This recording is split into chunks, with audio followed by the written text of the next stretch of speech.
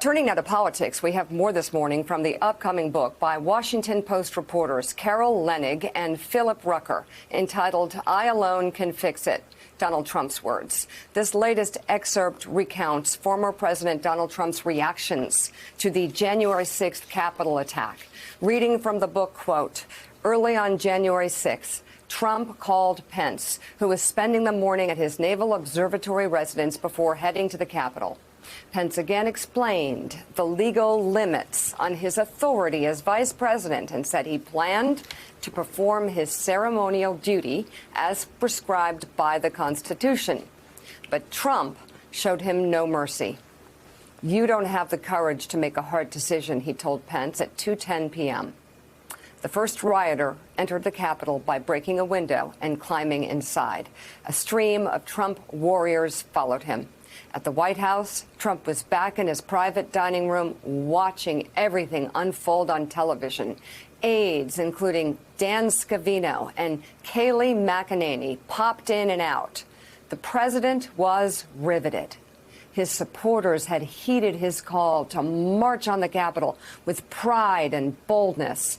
For Trump, there was no more beautiful sight than thousands of energetic people waving Trump flags, wearing red MAGA caps, and fighting to keep him in power. He thought, this is cool. He was happy, recalled one aide who was with Trump that afternoon. Then, when it turned violent, he thought, oh, crap. As rioters marauded through the Capitol, it was clear whom they were looking for.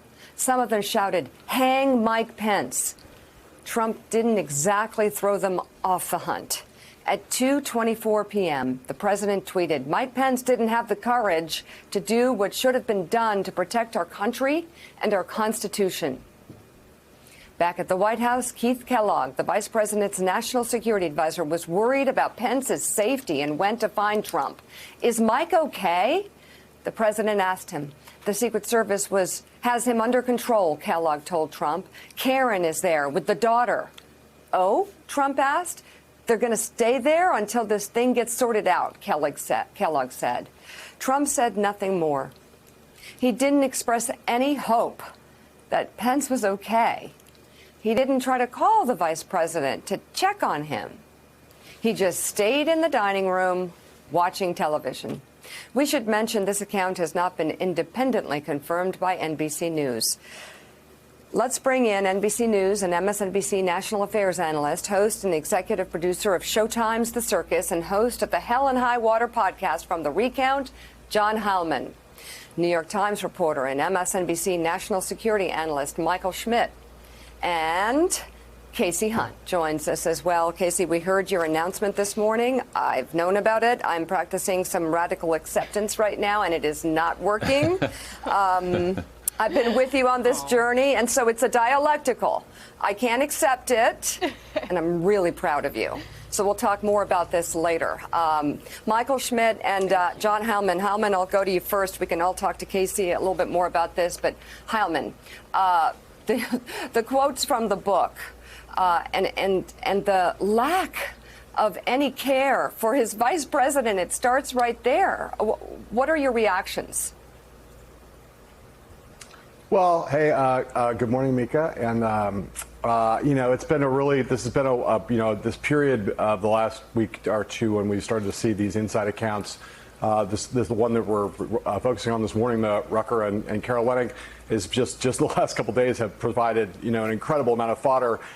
Almost all of it, in some sense, confirming and making vivid and making real a lot of things that we all kind of felt in our guts, or we knew through some reporting, and we saw some contemporaneous reporting. But these guys have gone so deep now into really kind of putting flesh on the bones to just how, what a perilous moment it was for the country, and just how dangerous Donald Trump was. Those are the big headlines here, it seems to me, whether you talk about the reporting from this same book yesterday about the chairman of the Joint Chiefs and his concerns about a Reichstag moment, and now the ones from the excerpt this morning, it almost is staggering, Mika, as Trump's total lack of care for Mike Pence. And again, we sort of knew he was tweeting attacking Pence at the moment when Pence was in physical mortal danger. And we talked about this on the show in real time or shortly thereafter.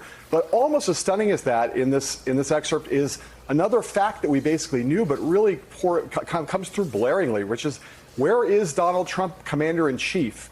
Where is Donald Trump in the residence on the phone talking to military leaders, talking to the National Guard, talking to anyone where he could be of assistance in trying to quell this violence as it was unfolding? Instead, he's passive, and both on some levels we see enjoying the sight of his minions acting with what he would consider strength, and on the other side, kind of acting with total human disregard for his completely loyal vice president for 4 years, but just so completely disengaged from the most fundamental constitutional obligation that he had still at that point for another 16 days, which was, to protect the United States of America against enemies, foreign and domestic. Here, the country, the capital was under siege by enemies who were domestic, and Donald Trump is doing nothing, if anything, making the situation worse.